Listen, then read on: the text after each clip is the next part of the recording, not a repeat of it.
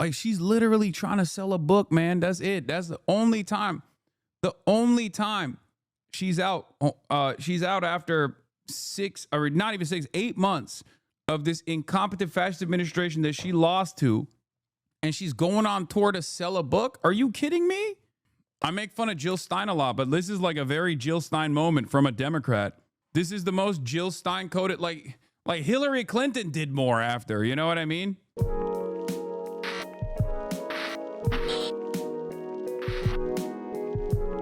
saying it. I know. There's the new Kamala. 107 days is my candid and personal account of the shortest presidential campaign in modern history. Over the next few months, I will travel our country to share behind the scenes moments and lessons learned and how we keep moving forward together. I'll see you there. I can't believe, dude.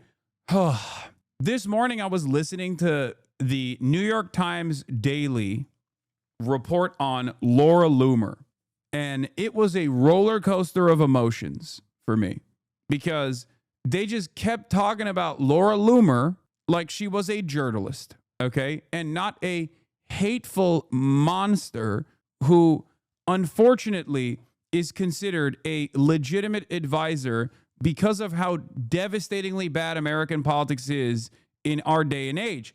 Okay, and I could not. They just kept saying she was a journalist with a penchant for gotcha moments. I'm like, she's not a journalist, man. She tried to start an ISIS fan club in her college and got expelled for trying to start an ISIS fan club at her university. Like, that's not journalism. That's just like a diabolically Islamophobic psychopath. She's been banned off of every application for being so viciously Islamophobic. Like, she literally got banned off of Uber, Postmates, Uber Eats. She got banned off the goddamn weather app for being like, why are Muslims on my application? I don't want Muslims to be on the application.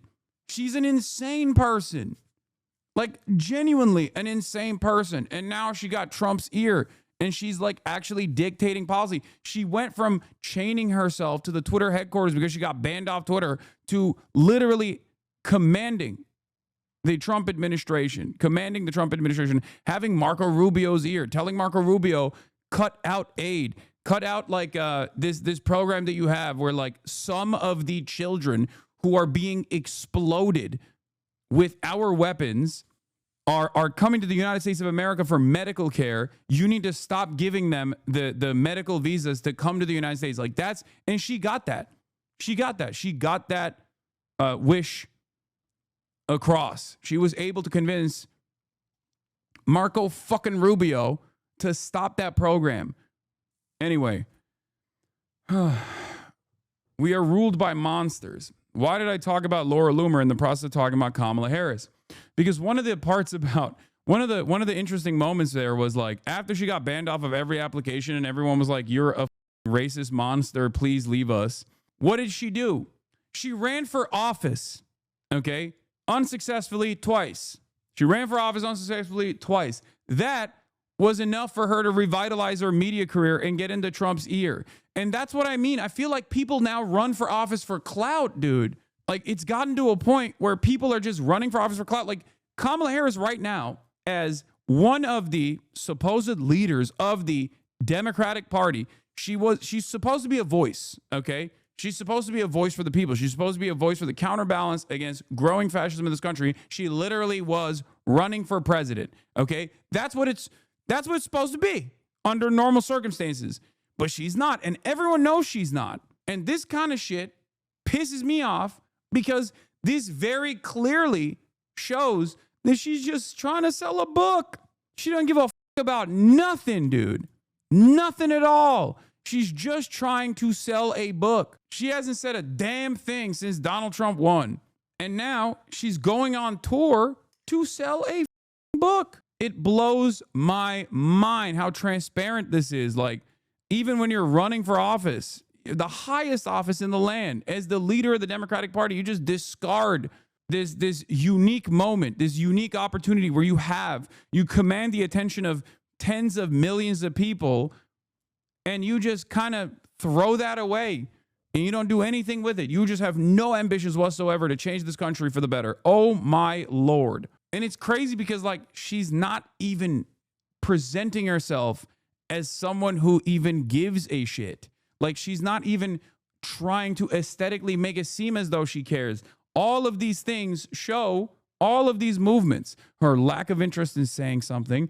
And then on top of that, her the moments where she does say something at the best of selling a book shows me that she doesn't give a fuck about anything.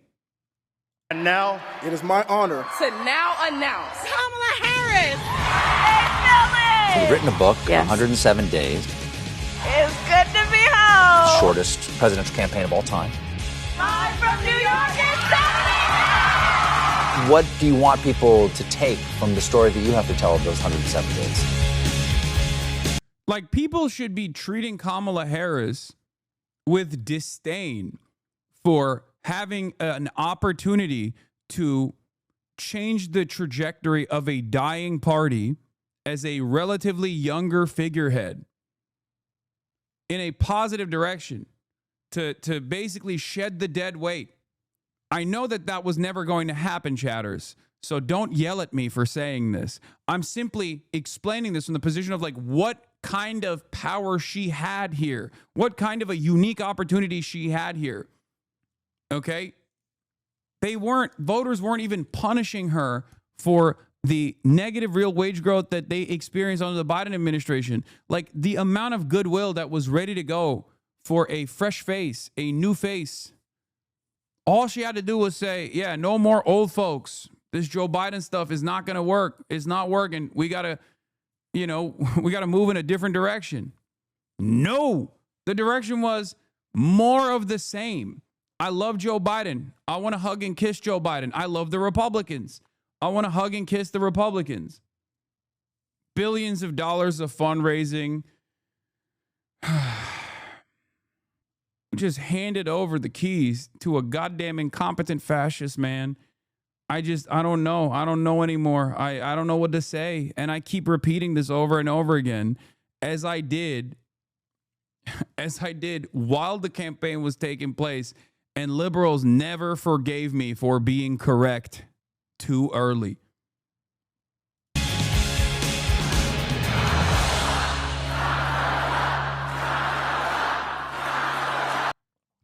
Like, she's literally trying to sell a book, man. That's it. That's the only time.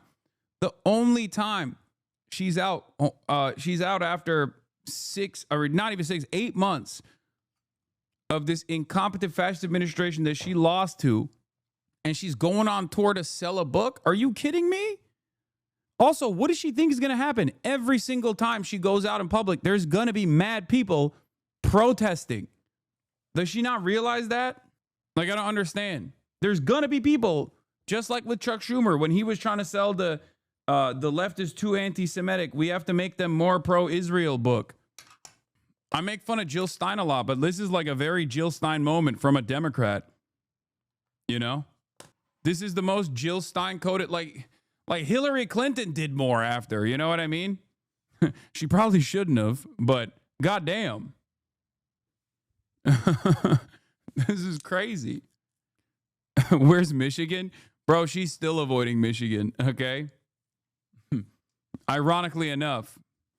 Why is she going to London? I don't know. British people know how to read as well. That's probably why. Fascinating old tweet with even more fascinating replies. In case you missed it, Rand Paul insists he never proposed ending aid to Israel, forgetting he said it more than once on tape. Democrats, ashamed my party supports Israel in spite of the indisputable war crimes. At least Senator Rand Paul struggles with it. Hashtag Gaza under attack. The Democrats, I think you're reading the crowd wrong, Dems. You should be the party to promote social justice and diplomacy. This is from 2014, chat. The Democrats, you might consider backing off the pro-Israel rhetoric. Paul is an anti-Semite, but Israel is raining horrors. The Democrats, when exactly did you stop being left-wing? The Democrats, at least Runt Paul didn't plagiarize it. What a shocker, a plagiarizer flip-flop. Whose ego is so fragile, integrity so non-existent they have to lie about things proven on past tapes, bit of a little man. Awesome. This guy in the replies here is currently running for Congress in one of the new Dem districts opened up by Newsom's new map. He started running for a seat back in March, well before Newsom made it an easy Dem pickup.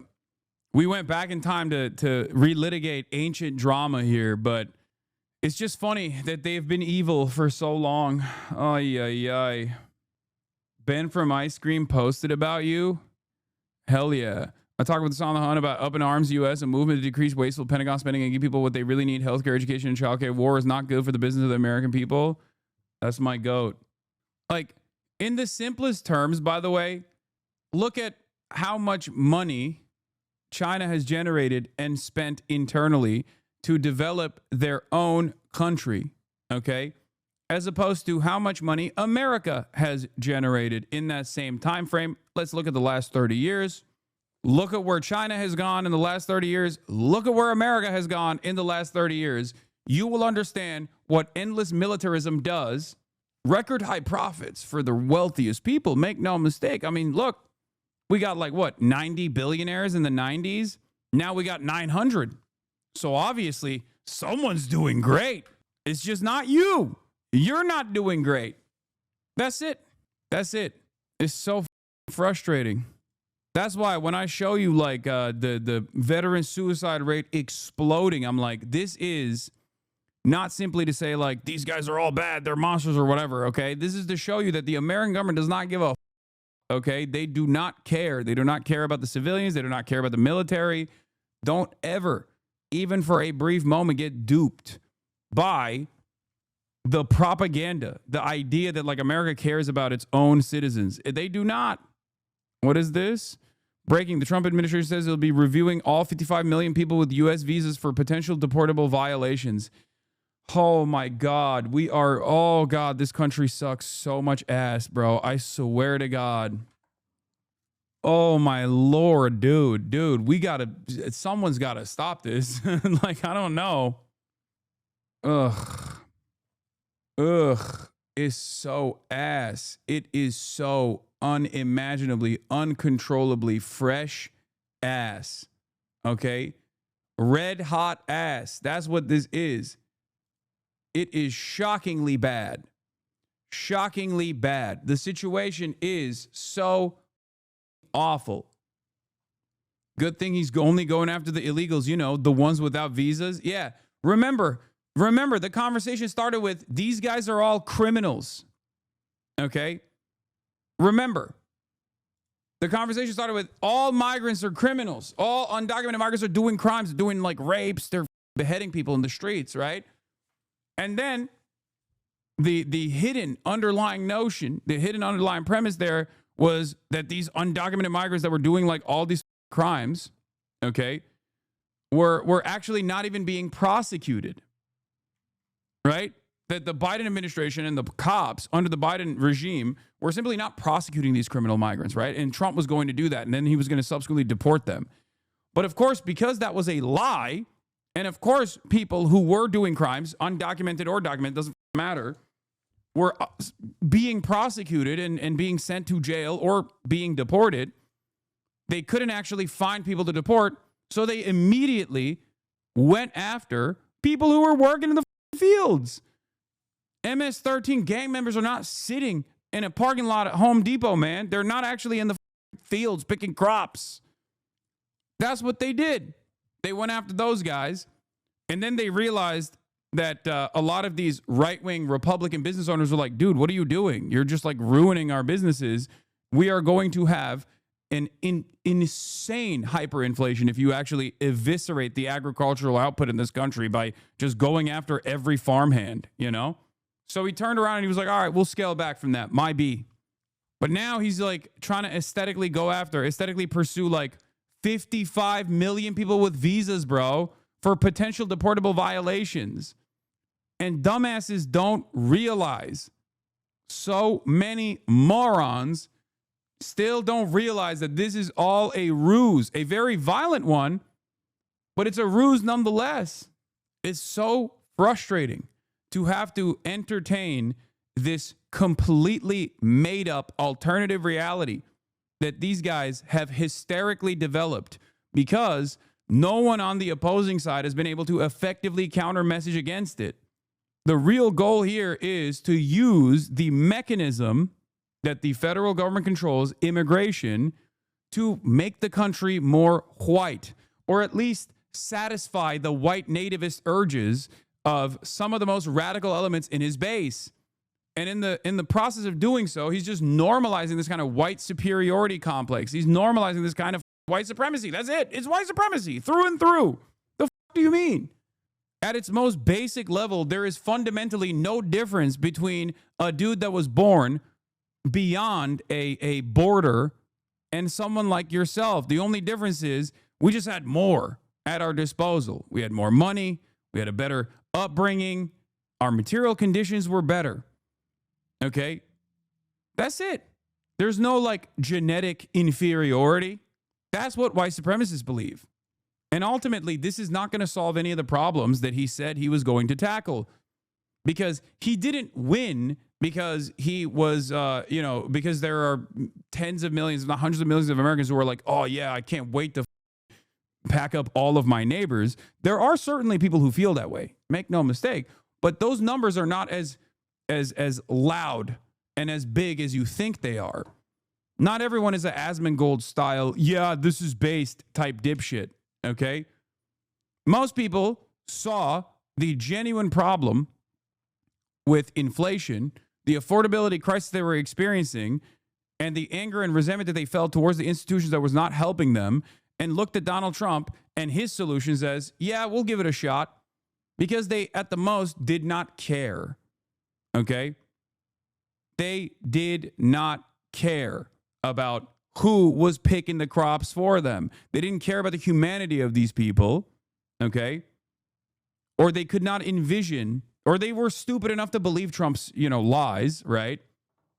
Or they could not envision how devastating this would be, not only for the economy, but just like the social fabric that keeps us together. And here we are. As conditions worsen, the Trump administration is actively pursuing more and more up ways of implementing some kind of weird white nativist anti-immigrant agenda. This is insane. Even when people say like, oh man, I have no problem with them, why don't they come in the right way? It's because they don't understand the right way is shut off deliberately so that they come in the quote unquote wrong way. Many of these people have come into the right way, and Trump is still trying to kick them out. And not only that, but this is not a real solution, okay? This is not a real solution at all. This is red meat to the base. I have DACA and family members that are undocumented, and I live in constant anxiety. I'm just waiting for the next shoe to drop. Like, this is insane. I have to stop myself from watching too much politics because I get anxiety attacks. I also live near D.C., so I'm always anxious. I hate it here. I'm sorry to hear that. Things are going to get better, I promise, eventually. If not now, in the near future. Wait, hold on. I have to schedule something.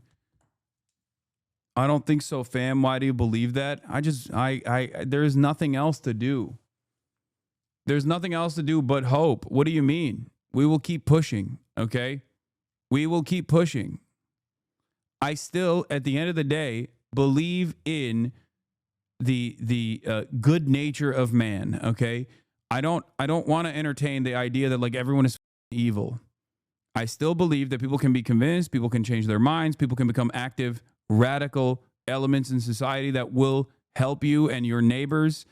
That's it. I am living proof of this, and this community is a living, breathing, existing proof of this as well. There are plenty of people who went from, watching Ben Shapiro videos to becoming community organizers, becoming labor organizers, becoming activists, people who have run for office and won. People from this community, working on campaigns like Zohran Mamdani's campaign is comprised almost entirely of Hasanabi heads.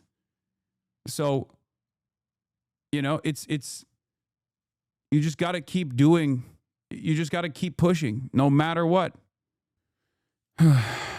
Put one foot in front of the next. And before you know it, you will build something out of it. You will hopefully leave a better tomorrow for the next generation. And the one after that. There's no admitting defeat, no matter how dire things get. You have to remind yourself of that. And you have to also remind yourself of like victories that you take in the process, no matter how marginal it is, right? That's it. That's why I always stress the importance of like community organizing. That's why I always stress the importance of like direct action that you take, going to protests, going to rallies, going to DSA meetings, going to PSL meetings. The reason why I say that is because when you're there, you are reminded that there are so many other people who feel the exact same way that you do. Maybe many more that just don't have the tools to communicate exactly what their anxieties and their frustrations are, but they're right there. So it's up to all of us to show them. It's up to all of us to basically show them that no, you're not in the wrong for feeling this way. When you see something that just smells weird to you and you're like, I don't really with this, you're supposed to pull them out of that stupor. Okay?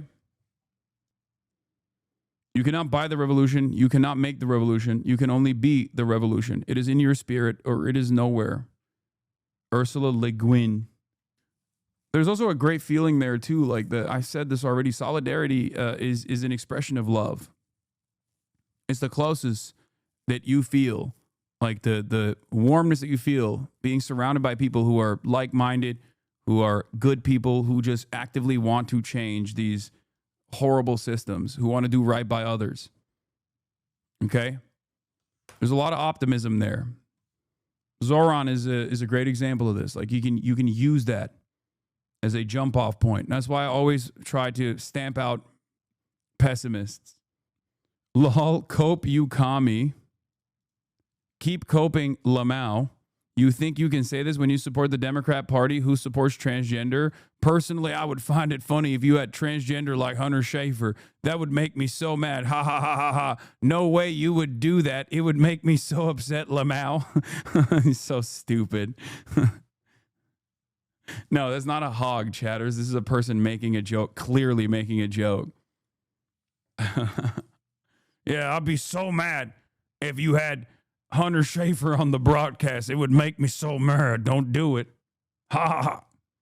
One of my close friends recently broke from the Republican way of thinking. My old self would have made fun of him, but after watching us on for a while, I've learned that an empathetic approach is the most useful because I was able to help my friend understand why the institutions fail us and that the anger we felt should be directed to both parties. Yes, exactly. This is why I always try to explain to people, like, there are others who are more radical than me in the methods that they apply, in the way that they communicate about certain things. I'm never going to be that person. I'm always going to be the person who tells you, I understand the power of social conditioning and the way that like the average person takes for granted a lot of structural inequalities as just the reality. Okay. And therefore, within these structures, in order to tackle these structures from within, you have to be more graceful with people who are even spewing hateful shit at times. You have to remind yourself that everyone has the capacity to learn. Everyone has the capacity to change. I think hardening your perspective to signal your moral superiority unironically comes across as off-putting to many people. And I totally understand why people go, well, off-putting, tough titties, we're right, they're wrong. I get it, but you're not going to actually win a lot of people on board, win a lot of people to your side by doing that, right? And the goal is to cast a wide net and engage in that deprogramming and try to get people on board. Try to get people to realize what the truth is, that this system is designed in a way where these violent outcomes are taking place. You can't just leave people experiencing those violent outcomes rudderless. You can't just leave those people alone and just like hope that they inevitably arrive at a copy of like, a copy of like Marxist literature. That's not going to happen. That's never going to happen. You just have to guide them in that direction. You have to explain to people why things are the way that they are.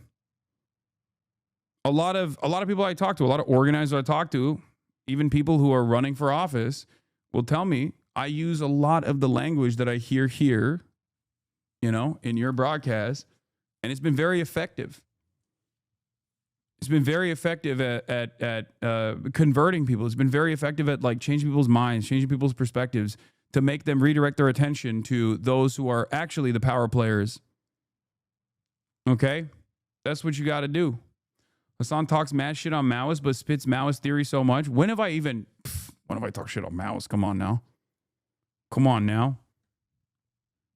Some of the greatest political movements that have existed in this country that have been phenomenal in its success have been Maoist, the Black Panther Party. How come you don't self-describe as Marxist? It clearly applies. When have I not done that? What? When have I been like, I'm not a Marxist? You always use the line Maoist third worldist when ridiculing certain leftists. Yeah, the Black Panther Party is a great example of like a demonstration of Maoism in the imperial core by a people that have been undermined and kept as an underclass. But it's not a peasant rebellion, you know? Most hypocrite Marxist ever, Lamau. Let me guess. Rich. That's what you're going to say, right?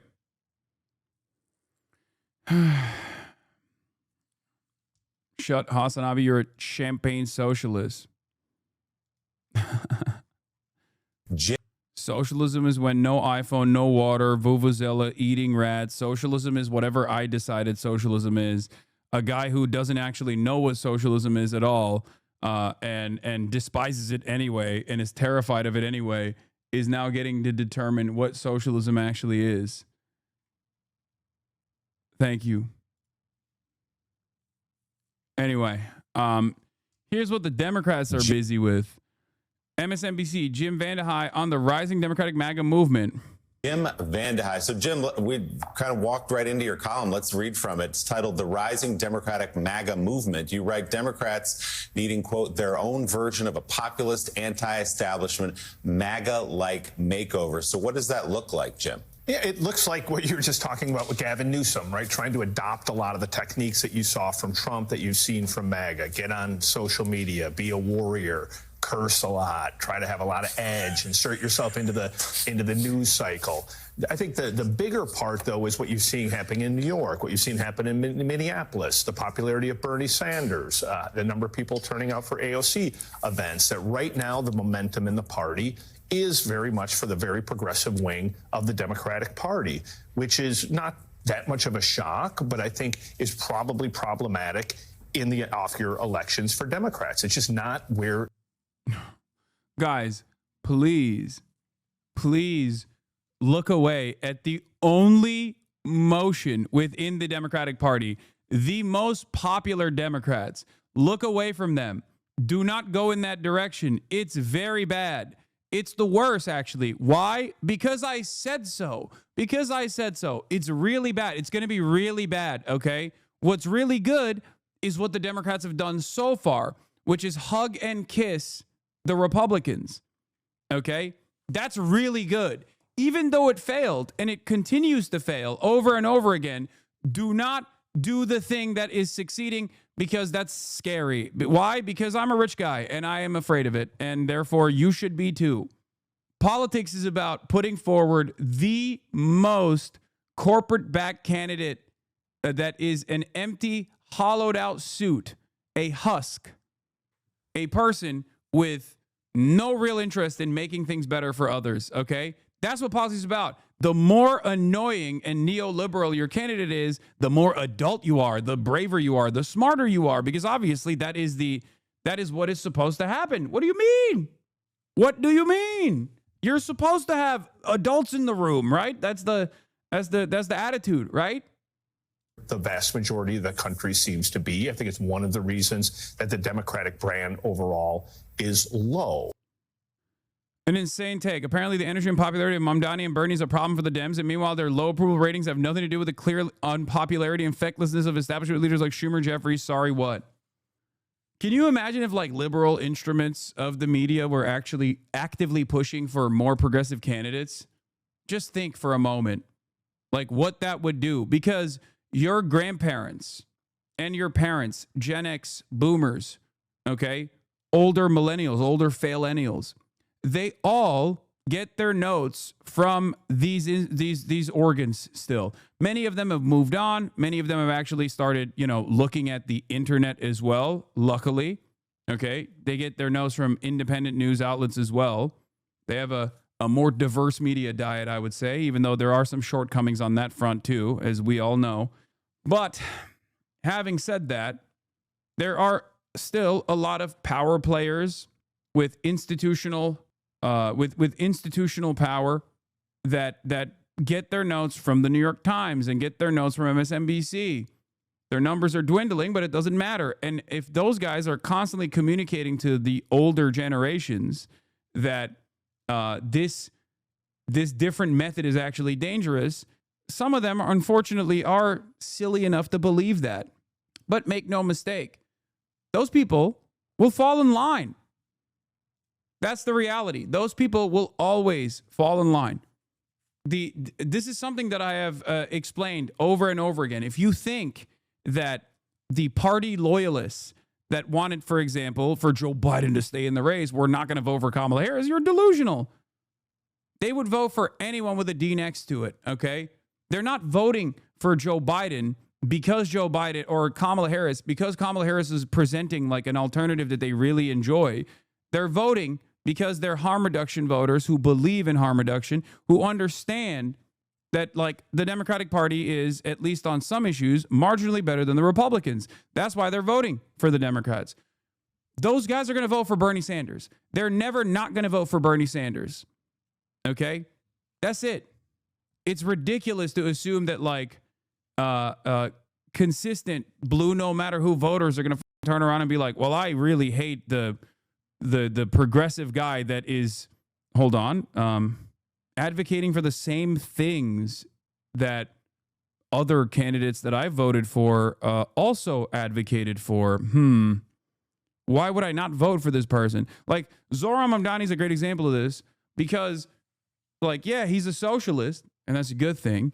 But like his advocacy in the mayoral race is not about like seizing the means of production. His advocacy in the mayoral race in the limited confines of like what that office and the power that office holds revolves around like free buses, fast and free buses, you know, trying to fix the housing market crisis, freezing the rent. Those are not radical propositions. It's only a radical proposition if your brain is distorted from endless amounts of propaganda from both right-wing outlets and also liberal outlets alike. It's crazy. Anyway, we're obviously going to talk about Israel-Palestine in a second, but we got Ben Rhodes popping off. Again, Obama's very own foreign policy guy, Ben Rhodes, chirping quite a bit about Israel and the Democratic Party's inability to sever ties with Israel, even though it's dead weight. I feel like we are doomed to consistently relitigate the same exact problems. They just don't give a f. The Dems just don't care about fixing any of these goddamn issues. Perhaps refusing to endorse a Democratic nominee for mayor who has inspired new people to get into politics in the country is the biggest city where you also live in is a clue for a broader problem. Just one idea. This is an article from the Rolling Stones that says Dems are struggling to register voters and raise money. Everyone is ringing the alarm bells about the Democrats, as I have as well. Okay? I'm not Mr. Electoralism. But I've told you over and over again, voting is still very important, especially for local office, ballot measures, and the like. Okay? It's the most consequential, least impactful thing that you can do. There's never been a moment where you catch me saying, don't vote. Contrary to what all my idiotic haters routinely lie to their audiences about. If only they had actually come here once and listened to me instead of seeing it from a negative framework, and just outright lies, they would know that. So, it's the bare minimum, but it's still consequential. Now, I have warned about what I suspect could potentially happen during the midterms, if there are even midterms at all. Okay? And one of the things that I see is the Democrats' inability to even actively put up any fight whatsoever against the Trump administration is causing a lot of enmity against the Democrats. You're such a tool, dude. I love this. He's talking to the son of a billionaire. Your rich dad forgot to pay the internet bill. Just move on. With a really rich dad. Israel's genocide, ? Yes, my billionaire father. if you got duped by an AI article, you are exactly who I'm talking about. Okay? But I'm glad that you're in here so you can hear my words, okay, coming directly out of my mouth instead of like listening to a moron who lies to you about what my positions are. Don't yell at this person. At least he's in here. We can change that person's mind, okay? He said, nah. Well, stick around. Stick around. Even by accident, you might learn some stuff, okay? So, as I was saying, I have warned that the Democrats think not doing anything is going to secure them a comfortable, narrow victory in the midterms if they happen at all. This is not the case. They believe that. Okay? They believe that, but there is no guarantee that they're going to actually secure a marginal victory at all. Because what they've done since the election defeat has basically been to do the exact same shit that they've been doing. Their inability to address Republican issues and Republican messaging caused them to lose the election to an incompetent, monstrous, fascist piece of shit for the second time. This time after he had done January 6th. Okay? And they're not doing anything. They're not showing a strong, unified, popular front. They think, oh, well, we're not the Republicans, and then that will carry us across the finish line. It won't. They're not registering voters. They're not fundraising. Everybody hates them. Everybody hates them for this reason. Okay? And yeah, by the way, ironically enough, in a conversation that I had with AOC, I very deliberately spelled out that yes, Trump's actions did cause October 7. This is true. Trump's actions were directly responsible for October 7, the Abraham Accords.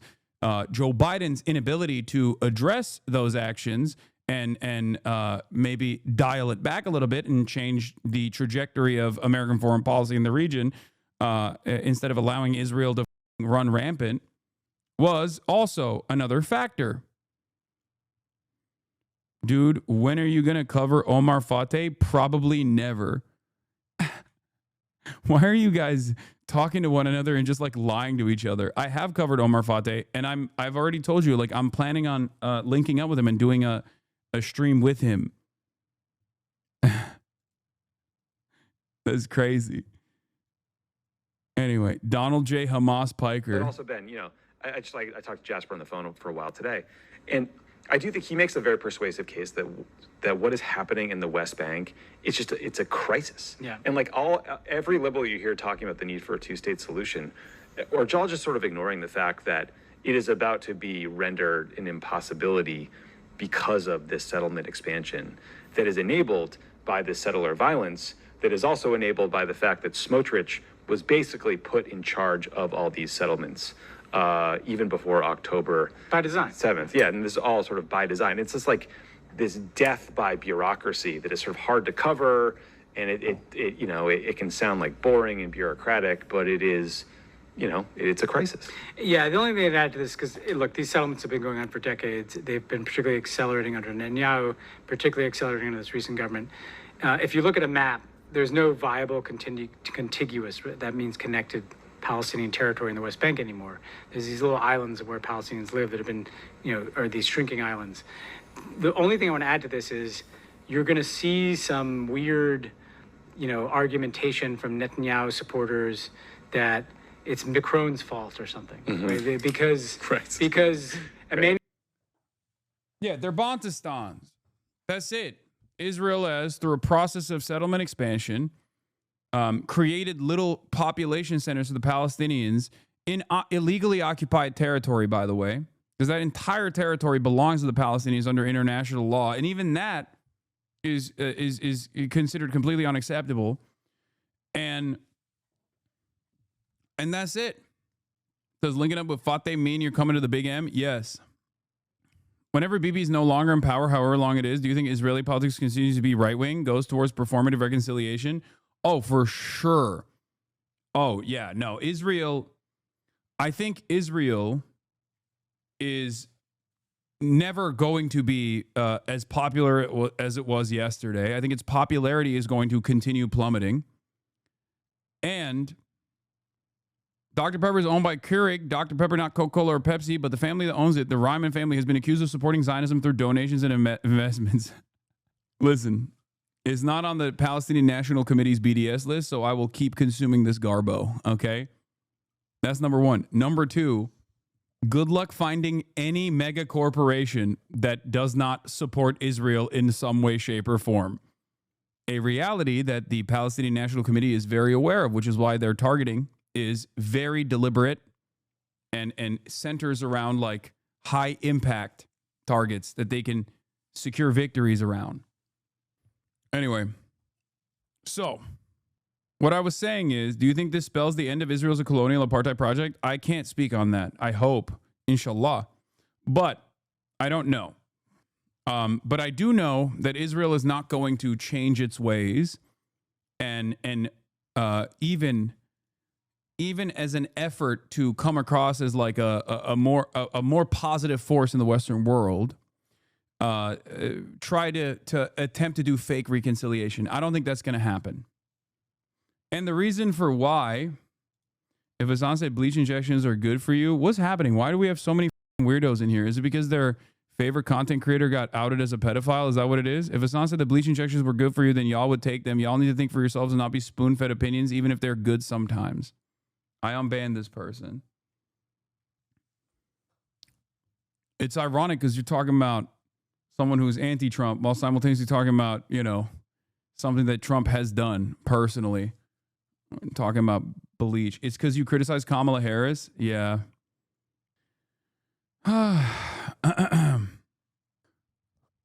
In any case, going back to what I was saying, the reasons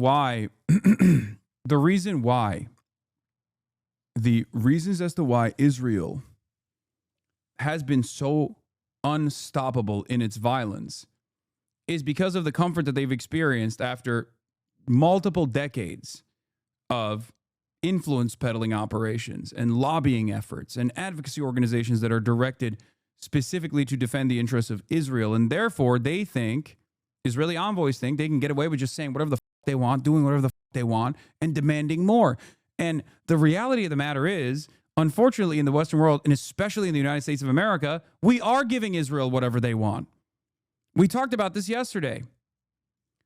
There's so much consolidation of power in every facet of American existence because of this hyper-capitalist dystopia that we live in, that we literally have one person, like a Redstone family recipient, or one singular force in American media making active decisions to sell off media outlets and consolidate power even further, specifically because of Israel. Ryan Grimm says, it's not enough to get free weapons and political cover to carry out a genocide. Israel and its backers in the U.S. must also destroy any institution, no matter how long it's operated, like 60 Minutes here, that dares to moderately criticize the project once. What I'm, of course, referencing here is Shari Redstone saying openly that Shari Redstone hoped Trump's 60 Minutes lawsuit would root out anti-Israel bias at CBS News, and she sold Paramount partly over October 7. Redstone told The Times that for years she had resisted entreaties from potential suitors eager to buy Paramount. What pushed her to finally agree to sell the family business was the October 7th massacre of an estimated 1,200 Israelis. Once that happened, I wanted out, she told The Times. I wanted to support Israel and address issues around anti-Semitism and racism. We are at the mercy of like one person. How insane is that? That one singular being, one singular human could just like sell off an entire media franchise. She told The Times that her breaking point came just days before she withdrew from settlement talks with Trump in January this year. CBS aired a 60-minute segment featuring State Department officials who quit over American support for Israel's Gaza war, a piece that the American Jewish community blasted a shockingly one-sided, lacked factual accuracy, and relied heavily on misguided information. Redstone wasn't alone in her concerns. They sent in Susan Zirinsky as an executive editor to start overseeing the 60-minute segments. This is like an institution in American media, right? And the one time when they were far too late to the game to criticize American involvement in Israel and to criticize Israel's actions in Gaza, on January 12th, 2025, okay, months, almost a year after, a year and change after Israel's genocide had unfolded, one shadowy billionaire family can decide what Americans get to see. And now they're selling it off to CBS's David Ellison, who is going to merge CBS with Barry Weiss and the Free Press, which is a Hasbara dish rag. Barry Weiss is only relevant because she has the ears of some of these Zionist billionaires, and her entire legacy is built around being pro-Israel. That's it. And now she's going to be rewarded with $250 million in a contract to dictate what CBS News reports on. It blows my mind how rampant and how open this corruption is. That's where we're at. So if you're wondering why, when we look at new polling that shows that, 48% of Americans believe Israel's committing a genocide, but like 23% or 24% don't, you're like, why are those numbers so shitty? Like, this is just a truth, right? This is just what's going on. How can people not see it? Understand that a big part of that is because of this. Okay? It's because the media, by and large, has always defended the American State Department. That is the most important part of the mainstream goals, mainstream media's goals, right? Whether it be lying to pull us into conflict in Iraq and justify the unjustifiable invasion of Iraq, or whether it be to lie at the behest of the Israeli state, which is an important ally by the State Department's analysis. This is where we're at. Let's say the entire Israel lobbying effort disappeared overnight. No money, no messaging. Do we think that U.S. policy would even change? I think our politicians do not even see Israel as a foreign country. Most would happily unhouse 1,000 Americans to subsidize 1,000 Israelis. Yes, I do agree with that. I do. I agree that our politicians would do that. They are doing that. It's not even that they would do that. It's that they are doing that.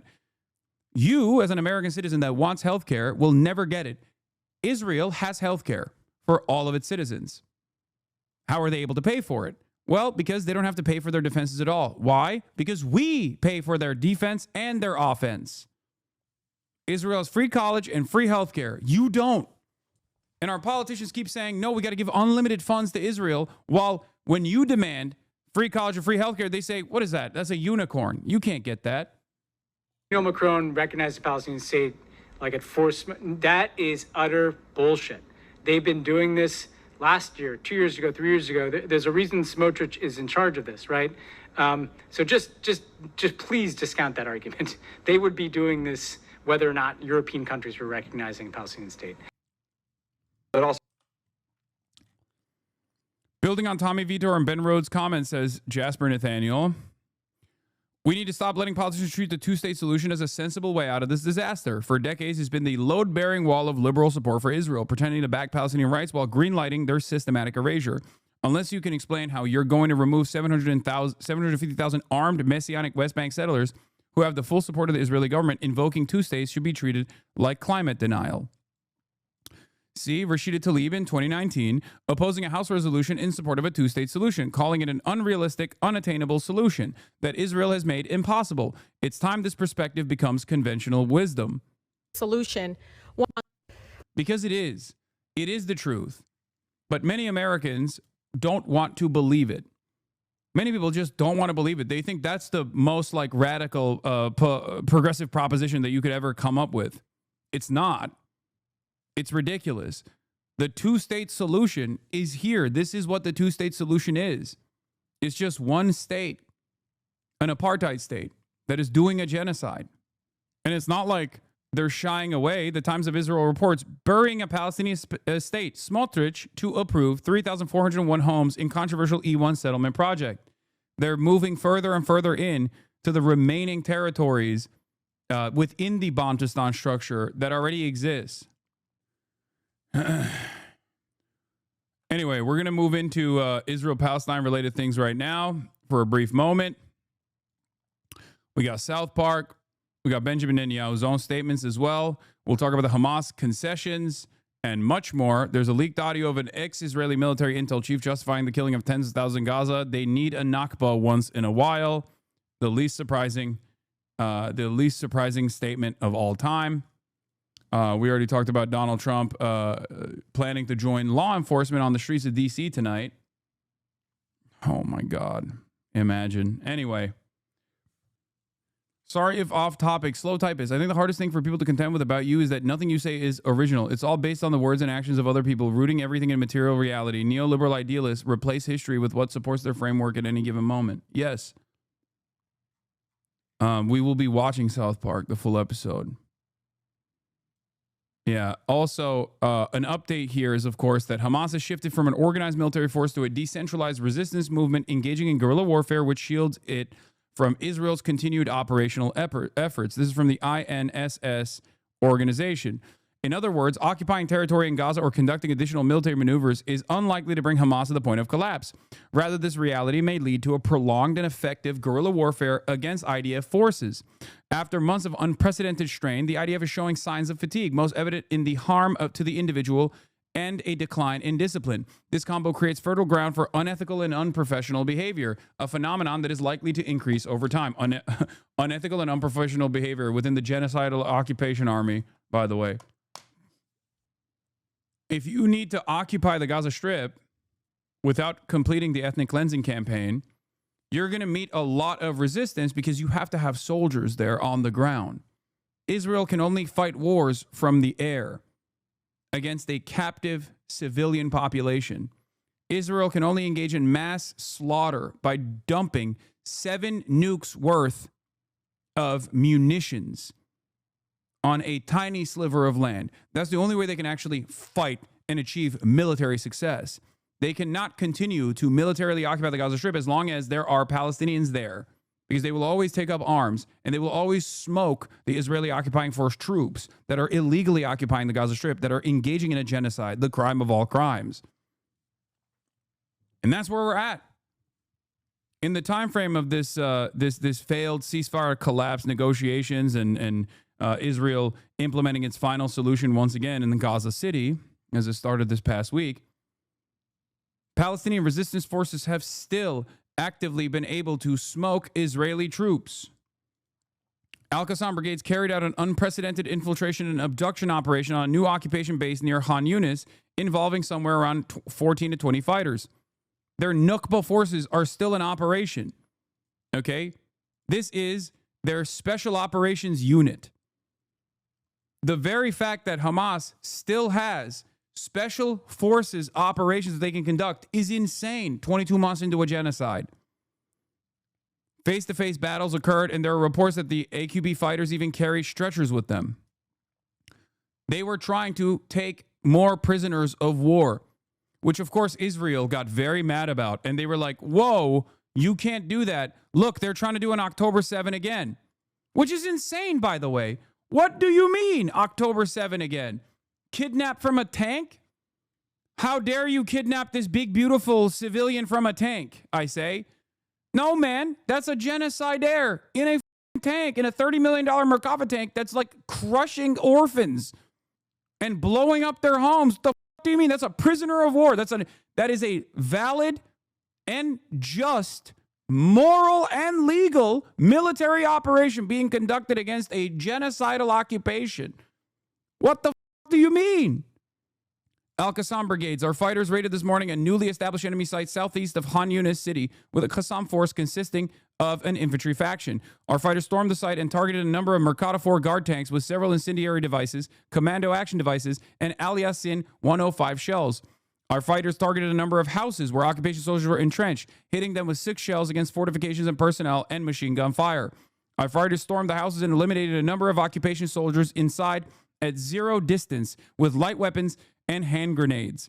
Our fighters sniped the commander of a Merkava 4 tank, fatally wounding him, and shelled sites surrounding the operation location with mortar shells to cut off reinforcements. They also targeted the site with mortar shells to secure the fighters' withdrawal. Upon the arrival of the rescue force, one of the martyrs detonated himself among the soldiers, causing casualties and injuries. The attack continued for several hours, and our fighters observed the landing of evacuation helicopters. From what I can gather, says Bronzer Barry, one of the only OSINT accounts that I trust, is it true that you had no tweets about Palestine before October 7? And if so, is it a valid criticism of your activism? If you think that I had no tweets about Palestine before October 7, you are probably one of the dumbest people on the planet. I'm just letting you know. It's just the easiest to Google thing. I've written extensively about Israel-Palestine throughout my entire career. This is readily available information. I've made numerous videos. I've covered it extensively on my stream when I became a Twitch streamer. I've written for the Huffington Post on this. I've tweeted about it. You can go all the way back to my YouTube channel in 2018 where I was re-uploading some of the things that I had written about. What led you to believe that I, as a political commentator who has been doing this for the past 12 years, have not actually spoken about this at all? Who deluded you into this? Had Chromie on to talk identity, Israel, Palestine, wholesome Canadian socialism, and the good Dr. Jordan Peterson, and it was one of the most fun conversations of forever. I mean, that's not the entirety of my contributions. That chatter already said LSF. I just don't understand why it was people on LSF. No, I don't think so personally, but people on LSF were claiming it. Yeah, they're wrong. Why the would you get your notes from those guys? Yeah, here, this is one of the great. The double standard of brutality in Palestine. This is a video from May 15th, 2018. Israel murders Palestinians and we act like it's totally fine. It's not. I can't believe that this was a point of contention. They're lying, dude. What do you mean? They lie actively. Dude, you were laughing about that rumor yesterday. I know. Of course. Why would you ever listen to those guys on anything? Connor East Pants. It was on OCK 20K, dude. Anyway, let's get back to it. From what I can gather, the only reason why the Al-Qassam Brigade unit ended up retreating when they did is because those cowards had to call in warplanes to battle them. For your information, Israeli accounts started spreading pictures of a resistance fighter surrendering while facing a wall. I'm seeing comrades posted now too. The pic is from 2023. This morning's incident is extremely serious and shows the weakness of Shin Bet and military intelligence in the area, says Maariv. In Khan Yunis, there is an infrastructure of high-quality Hamas forces challenging the IDF. The fighting to hunt them down is complex and difficult. The fact is that the fighters gathered advanced intelligence and reached the IDF defenses. By the way, this is Maariv glazing, okay? Maariv is just glazing the Nukba Al-Qassam Brigade forces, okay, which is their, like, special forces. Did you see Aiden responded to your criticism of him yesterday? Wait, what? Aiden? Like, the Yard Aiden? I've never criticized the Yard Aiden. I love him. He's awesome. Anyway.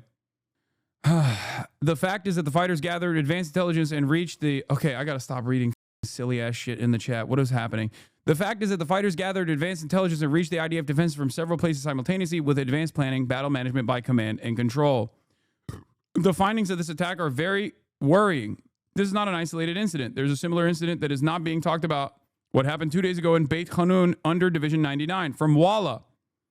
In this case, too, the assessment is that they tried to exploit an operational opportunity to kidnap soldiers. Hamas's audacity has increased. Kidnap soldiers is so funny. You don't kidnap soldiers, okay?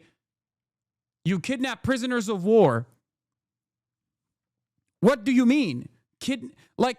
The Israeli outlets and the way that they cover these things is so funny. It's like even a soldier that is in the process of doing a genocide against the captive civilian population that is mostly just killing children and women, okay, by their own admission, by the way, is still a civilian, apparently, a baby, a former baby. Hello? This is a former baby that you're kidnapping from a tank.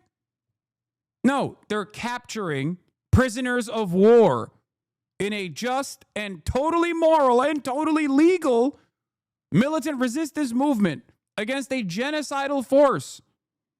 What an absurd standard. What an absurd dual standard that we have to exist under here. Anyway, I take serious issue with this conflation as a reform baby myself. Yeah, as a former baby myself. Who amongst us was not a former baby? Yeah, by the way, it's not just like my assertion. An Israeli officer likened soldiers in a hot tank to leaving babies in a closed car. It was a miracle from heaven. 12 people were saved there. It was an incident exactly like the one with combat engineering vehicle that was hit in June when Hamas killed 7 soldiers. I spoke to an officer and told me, you can't stay inside, the officer said. Every summer, we talk about how you can't leave babies in a closed car unless they are Hamas babies. Here, soldiers are sitting in an armored vehicle. The air conditioners don't work because for 2 years this vehicle has been driven relentlessly and they have to open the hatch.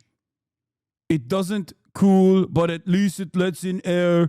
Imagine what a soldier goes through wearing a flak jacket and helmet in 30 centigrade heat when the temperature inside doubles. Okay, I have a solution. Don't do a genocide.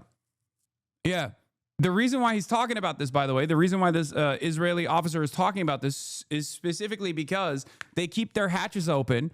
And you've probably seen those videos of the Palestinian resistance forces running up to armored personnel carriers and Merkava tanks and just going Kobe and dumping a IED right in there and just killing like 7 of them at the same time. Okay? Turning a $30 million tank into a coffin. Why? Because it's too hot in the tank. Also, I'm not a tactical military guy by any means, but what the are you doing in an urban environment with a tank with no infantry support? That's the whole thing. But these guys are so scared to get out of the tank to do infantry support because they're going to get sniped. So for that reason, they sit in the tank, and the tank is too hot, so it turns into a $30 million metal coffin for the diaper force. Don't give the dumbasses tips on how to do genocide better, brother. Trust me, if you think I'm aware of this, you think Israeli military commanders are not aware of this. Of course they're aware of this. They just can't. There is no interest in maintaining any sort of like tactical discipline because it's not a real state versus state war. It's not even a remotely just war. I'm not even talking about no war but class war shit here, okay? Like, it's not even war fighting in the way that like you understand it. It's just a genocide. Hasan Reaction is one of the best ones in the React channel.